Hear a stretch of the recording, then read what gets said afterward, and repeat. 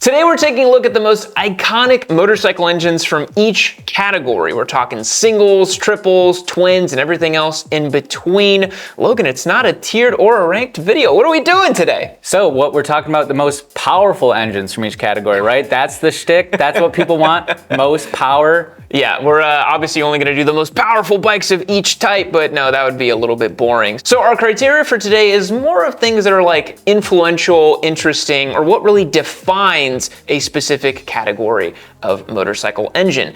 And this video is gonna begin with single cylinders, and of course, you can't talk about single cylinders without talking about Honda's beloved 125, the CG 125. Logan, an engine that has been produced since like the 70s, Sure. I think. It's been around for forever. What makes this thing cool? So it's interesting actually, because you think most manufacturers continue to improve their engines by making them more advanced, maybe more complex, more powerful. I think around the 60s, 70s, Honda did the opposite with this. They intentionally detuned it, made it incredibly simple. They did away with the overhead cams, which now have since made their way back 60 some years later. But the idea was, let's make an engine that someone can run, never change the oil, never check the oil, and it will just run for infinity. And that's what they kind of did with this engine. Yeah, so one of the funny pieces of anecdotes we found about this engine is that Honda developed it because they actually had data showing that in developing markets, the riders were so unconcerned with their motorcycle engines, they just were not going to modify them, they weren't gonna maintain them. So Honda was like, we have to make this thing literally unkillable. And so it became such a venerable platform that China actually makes their own copy CG engines as well. And this is just like one of the most bulletproof utilitarian motorcycle engines ever. It's featured in stuff from like the Honda Super Cub all the way to the Grom. Honda probably builds millions of these every single year. So this has to be one of the most iconic single cylinders. Certainly. And so we're not working with too much power. I think this thing only makes like 10 horsepower, or 11, that, yeah. if that, on a good day, maybe with the right altitude, 7 foot-pounds of torque. And so, you know, you'd probably think here, I'd pick like, oh, the Ducati Hyper Mono, that's the most powerful single cylinder. But honestly, the humble little CG man's put more people on two wheels than any of the other bikes on the list today. So Honda 125, that's our pick over here. Moving on to the world of V-twins, we actually thought about this pre-production that it's not fair for the V-twin to be categorized as a single thing. So you'll notice we have V-twin and brother V-twins. So we're talking about normal, regular people V-twins first. And the one that I thought of that I think is most emblematic of a V-twin, maybe even an L-twin, some people would say, Logan, is the Ducati Desmo Quattro L-twin motor, found originally in the Ducati 851, making its way through the 916, the absolute classic that it was, all the way through the 996. Logan, tell us a little bit about this engine. So I think this engine is really what kind of made Ducati like a world-renowned racing program, racing team, whatever. Prior to that, you know, little kind of rinky-dink hand-built things, the Panta, whatever. But with the Desmo Quattro, it was like, this was a world-class machine, you know, and they proved it on the racetrack. Yeah, this was the architecture that led Ducati's dominance in superbike racing. You know, we started with the 851, moved to the 888, moved to the 916. This is the bike that then had Massimo Tamburini design it. I mean, this is the most iconic V-twin. I cannot think of anything, again, that isn't a brother V-twin that is more iconic than this one. You may say, sure, Honda RC51, or maybe even a KTM Super Duke 1390 if you have no taste and you only care about power. But in terms of historical influence and overall brand cachet and what it did for the landscape of motorcycling, the Desmo Quattro has to be up there, very high on the list. So it only made about 110 to 130 horsepower back in the day in all those different configurations, so it wasn't necessarily the fastest thing ever compared to modern day standards, but it had the classic big booming Ducati V-twin sound, and I think all of us are better off in the motorcycling world for Ducati having coming up with the Desmo Quattro engine. Logan, do you know what Desmo Quattro means or stands for? 4 Desmo valves. That's right, 4 desmodromic valves per cylinder head. Public education. Look at them, deductive reasoning. It's awesome to see. Moving on. Well, come on, lay it on us. What's the brother V-twin? Brother V-twins, there's really no competition. It's the EVO engine from Harley Davidson that was found originally in their big twin models post AMF years, and then probably most famed lived in the Sportster for forever and ever and ever. For me, it's just when you think of a Harley Davidson engine, when you think of an American motorcycle, you think of a cruiser, you think the Evo Sportster engine. Even if you don't know the specifics or know the name of it, you recognize the sound, you recognize the way it looks. I think even through Harley Davidson's tenure, it's their most iconic benchmark kind of flagship engine that defined the brand. Within the brother V-twin category, I don't really know what else could compare. So we talked a little bit pre-production of like, is the Milwaukee 8, more ubiquitous or more kind of like emblematic of the brother V-twin, or is even something from Indian or something like that? And we couldn't really make the case for a Milwaukee 8 over the HD Evo, right? Yeah, I mean, it's like where they tried to innovate it so much it kind of lost the character. I don't like saying things like that because it sounds so silly. I sound like a typical Harley Davidson guy. Yeah. Which I assure you I'm not the typical Harley Davidson guy. Some people still think you are, which is the funniest thing to me. But yeah, that's all right. He remains an enigma. Yeah, I mean I haven't even ridden my Sportster in like 2 months or 3 months or something. But that sounds like a regular Sportster experience to me. They don't ride, right? Right. Just leaking on, and actually mine doesn't even leak. 20 years old, doesn't leak a drop. That's pretty good. But compared to, so to bring it all back, Milwaukee 8s or even the more high performance engines from Indian are certainly more modern, more powerful, more advanced engines. But, if you want a powerful advanced engine, why are you shopping for an American cruiser? You know what I mean? So I think for brother V-twin, HD Evo takes a cake. Yeah, that one's got to be the right one to get. And yeah, it features the classic potato, potato, potato sound. It's got the grumbly whole thing about it, rods. Yeah, push rods. I mean, I can't think of anything more iconic than that engine. If you can in the comments, leave me one down below. So moving back to the modern era, we talked about this engine kind of a lot recently. I think everybody in the motorcycle space has been talking about this engine or what's come since it. For the last 10 years, it's of course Yamaha's CP2 parallel twin engine. The TLDR, it's the engine that made parallel twins cool. Yeah. That's really all you need to know. Before this, sleepy 180 degree or 360 degree parallel twins that were either leaky British twins or boring Japanese sewing machines. It wasn't until the CP2 was like, oh, this is fun, exciting, characterful, good power delivery, good torque, and now they're a dime a dozen. The one thing I think the CP2 did better than any other parallel twin motor is it was able to reach mass adoption for the 270 crank, for people to get really excited about this in a sport configuration. Because as Logan said, 270 degree crank parallel twins had existed before the CP2. You think about the Husqvarna Nuda, for example, that came out before the CP2. You also had 270 cranks in stuff like the Triumph engines as well. But really the CP2 was the first to do it with such a,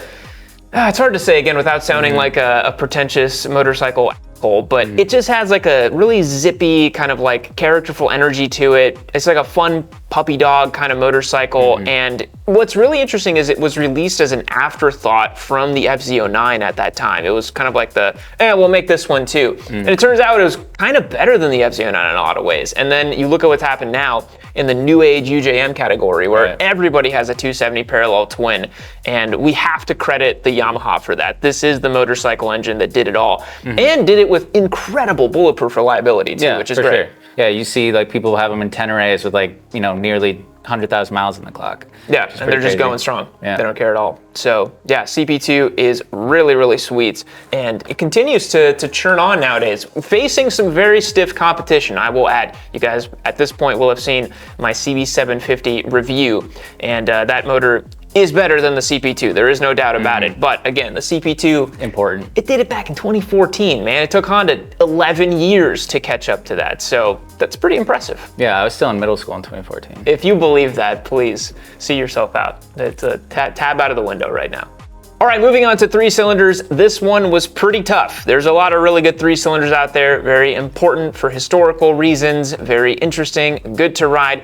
We ultimately settled on the Triumph 765cc, currently found in the Street Triple. And now, we had thought about Yamaha versus Triumph. There's, of course, the CP3.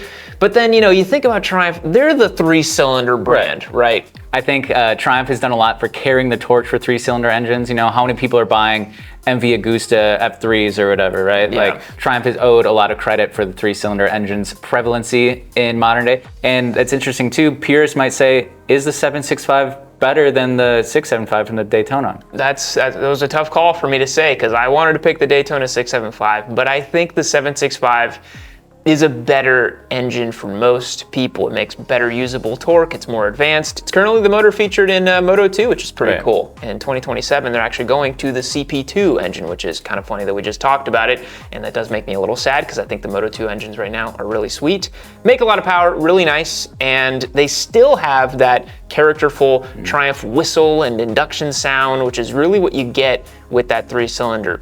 And I understand some of you will say, but the CP3, they've sold so many of them and it's so ubiquitous and lovely and it's been made to be so refined over the years. But the reason they did it was because of Triumph, in my opinion. Sure. I think that without a Triumph Triple, Yamaha maybe would have never made a 3-cylinder engine and maybe would have never gotten into it. And as far as I know, that's the only really major brands making 3-cylinders. Like I said, the Agusta F3, like that's kind of a niche product, right? Okay. So Triumph 765 has to be our pick for the triple. Some other oddball choices may have been, kind of like older Triumph triples, like the Speed Triple 1050, or some of these other ones that have carried the torch for a little bit longer. But really, I mean, when you think of Triumph, you think of the Street Triple, you think of the 765, you think of the Moto 2 bikes. I think it's pretty sweet. Yeah, definitely the one I would get. Lo and behold, just like magic, we have another giveaway motorcycle. This is the Honda Hornet CB750, much anticipated here in the US market. And let me tell you guys, it hits all the marks. This thing absolutely lives up to the hype, and it's a giveaway bike on YamiNoob.co. This one's gonna be gone before you know it. Towards the end of the year is gonna be the last chance you have to win this thing. So head over to the link down below, join up on YamiNoob.co, become a member, get locked in to win this Honda Hornet CB750. Logan, inline 4. Yeah, so now we're moving on to the real engine. This is real engine. Real men, real riders. That's right. Think of inline 4-cylinder, K5 Gixxer. It's kind of a non-negotiable. Like we didn't have to think about this too hard. Yeah, we were racking our brains being like, what's like the inline 4 engine? And honestly, you could maybe have made this whole video about Honda, and we tried hard not to, but yeah, like, is there any other inline 4 more iconic than a K5? Right. I don't think so. That has the modern prevalency still, because of course you can say CB750 kind of made the inline 4 the gold standard for performance-oriented bikes, but you can't see its real-world effects beyond cylinder count like you can you can still see the long-lasting effects of the K5 Gixxer engine. Famously strongly influenced the S1000RR. That's a fun little piece of motorcycle lore. But yeah, I think in terms of engines, you can still see the tangible side effects of K5 Gixxer, sort of pinnacle of pure, authentic, reliable, modern 4-cylinder sport bike engine. Yeah, and I think it's testament to how much people enjoy this motorcycle engine that Suzuki makes them basically the same as they have for the last 20 years, and people still love them and they're still great. And fun fact, this engine has a slightly longer stroke than other inline 4s in the category, giving it a really nice amount of mid-range as well, which street riders always really prefer because guess what? They're not actually zinging it off a red line every single day, even though they wish they were. So yeah, awesome bike, great track package, works really well, and we think that the K5 is the inline 4. It kicked off a sort of inline 4 sport bike revolution in the mid-2000s. It kind of feels like the K5 showed up and just like dropped the mic. They just showed up and they're like, what's up? That's back when Suzuki was doing big things. We talked about this a lot in our Suzuki videos. And yeah, now they've kind of just been riding on the coattails of 2004 Suzuki since then. But can't blame them too much when you drop heat like that. It feels very much like the 38-year-old guy who shows up to the bar with his like high school varsity jacket. He's like, I could throw a football clear over the mountains back in the day, and you're like, all right, whatever. That was 20 years ago. Let it go, man. Let it go. But he won't let it go. And you're like, you know what? He was pretty good back in the day. You're like, he could have gone pro. Was that you at the skate park being like, 100%. I used to be able to do the best tray flips back in the day, and everyone can't even land one and all these Zoomers with their scooters are like, okay, Unc. I used the word unk in front of my wife the other day, and she's like, you can't say that. I'm like, but they're calling me that. And she's like, but you sound weird when you say it. And I was like, yeah, maybe. So maybe it's one of those bits of slang that you can only type, you can't say. So anyways, back to our generation, mid-2000s, K5 Gixxer. If you can think of a better inline 4, you go ahead and drop me a comment down below, but I think that is the inline 4 engine, period. All right, we talked about, high school varsity guys hanging out at the bar. Let's move on to greener pastures, more evolved, more, let's say, elevated forms of motorcycling in the 4-cylinder variety, Logan. It's V4s. Yeah. To me, the engine platform that brew enthusiasts would pick, not just your run-of-the-mill $5,000 Facebook leader bike squid. So, Aprilia RSV4. That is our choice for the best V4 that has ever graced our ears, because Logan, I think this may be the best sounding bike on the list. I mean, that Honda 125, man. You get you can put a pipe on that bad boy. Get a Timu can on that thing. Ping it off the limiter. That's what I'm talking about. That's right. So, the RSV4, the Aprilia V4, such a sonorous soundtrack, a mellifluous piece of motorcycling architecture. I really love this engine. I think it sounds great, it goes great, and I think you kind of like enter into motorcycling, you think about like, you know, oh, I want an R1 and I want a ZX10, whatever. You do a little bit of online research, and then you eventually find the kind of more interesting bikes. And I think the RSV4 is one of those that, like, you see it on the thumbnail on YouTube, you click on and you're like, whoa, that sounds insane. Yeah. You know, it just sounds great. So I would put it up there just to sound alone. What do you think about the RSV4? I mean, I think it's pretty sweet. I've never ridden one. I feel like every time we do a whiteboard video, you say you need to ride an Aprilia V4. I just say you need to ride a V4 in general, which, lucky for you, we're gonna have one relatively soon. So you'll be able to ride one and see what I'm talking about. I wanna put a pipe on it because I bring this up all the time about the Street Fighter V4 and this Ducati V4. Like, the sounds that they make are just fantastic, and the RSV4 is no different. So this does have some race-winning pedigree. Max Biaggi actually won a few World Superbike titles with the RSV4, which is pretty sweet. Nowadays, it's no longer a homologated race bike, so docks a couple points from me as well, but I still think that this is the V4 that you would want to get. Now, there's obviously lots of V4s that we could have picked, right? There's plenty from Honda. One would even say, well, wait a minute, what about the VFR, right? The venerable VFR, isn't that the V4? Too nerdy. It's too nerdy, I'm sorry. The Aprilia just sounds cooler. What other V4s? I guess you could go back further in the catalog with Honda. The VMAX, okay, now I'm starting to question my own decision for the RSV4. VMAX is a good runner-up as well, but this does sound better. I like the VMAX. It doesn't sound nearly as good as an RSV4, I don't think.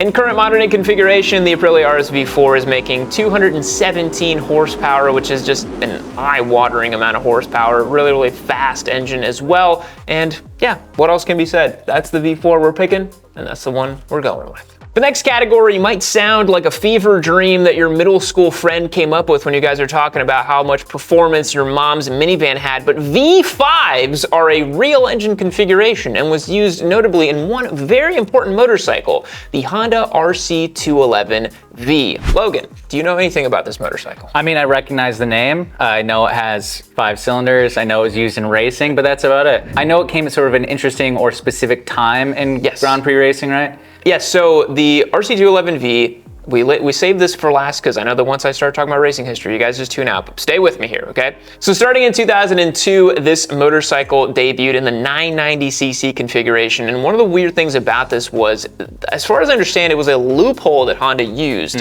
so that they could have 5 cylinders, and they were the only brand to do it. So they had 3 in the front, 2 in the back, and it was like an optimal blend for handling.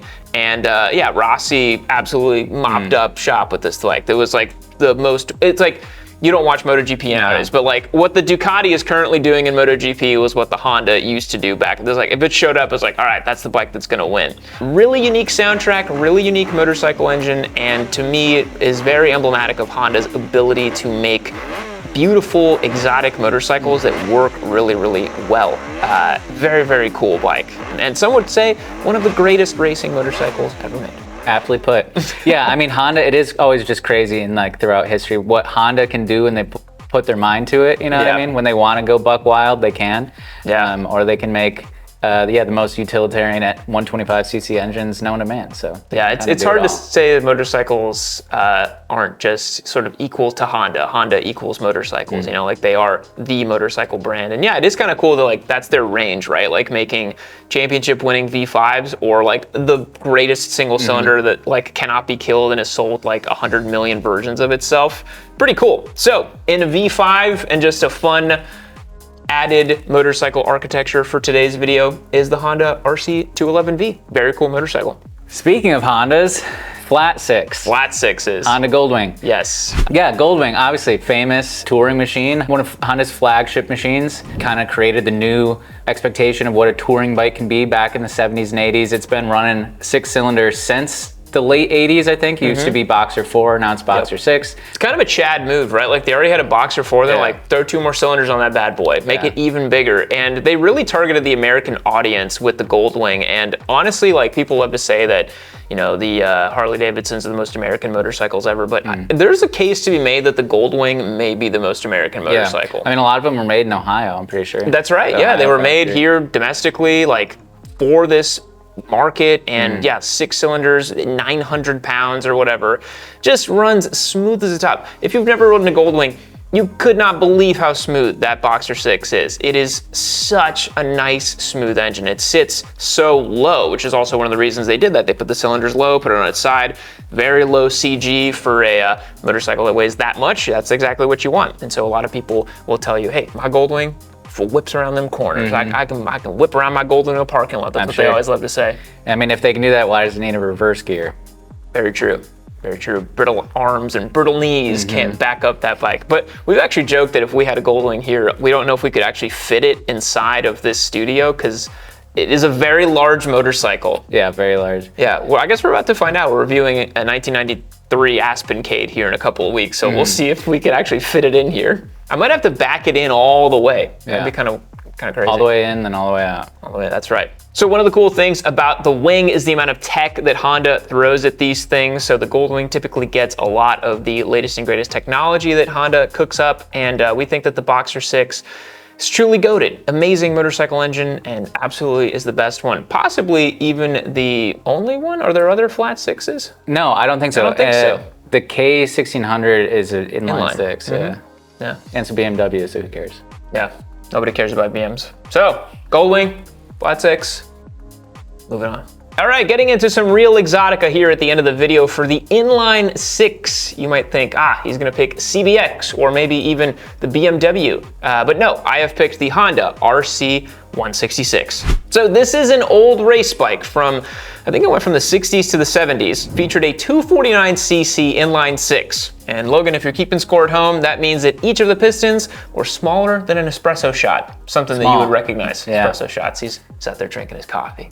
It was piloted by Mike Halewood back in the day, and it could rev to 18,000 RPM. We're gonna include a very small sound clip in here because you gotta hear how this motorcycle sounds. It's pretty sweet.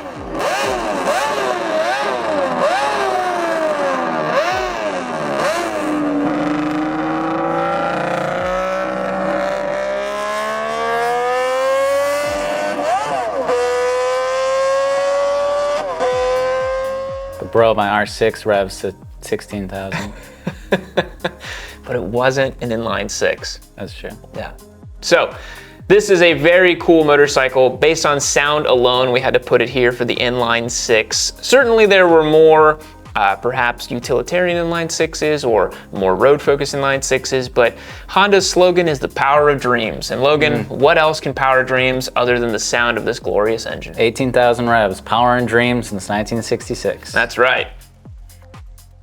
All right, last on the list, obviously two-strokes come in lots of flavors and varieties, but we did not want to leave out two-stroke motorcycle engines, and I did decide to pick the V4 from the NSR 500. Honda's dominant two-stroke motorcycle, some would say the pinnacle of the two-stroke racing era.